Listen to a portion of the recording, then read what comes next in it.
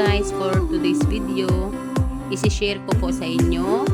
Ang video ko ito is papunta po kami ng Wapra. Ngayon guys, andito po kami sa loob ng sasakyan. Is going to Wapra. Yan makikita ninyo. Tapos, yung pagdating namin is gabi na po. Ayan, binibidyohan ko muna yung mga lugar na saan kami for 2 days. Madali lang kami po guys, na 2 days lang kami dyan kasi sobrang lamig talaga ng Wapra.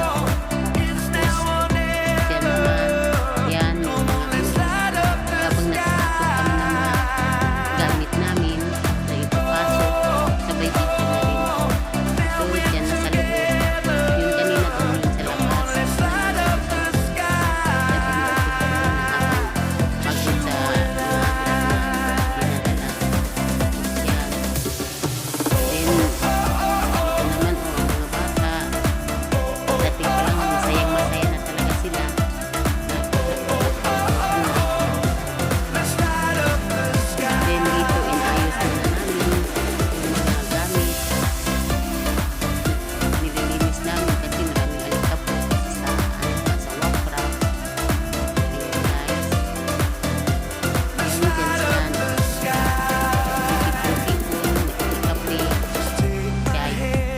Kami naman, yung mga kasama ko, dyan i-enjoy kami yung gabi na yun.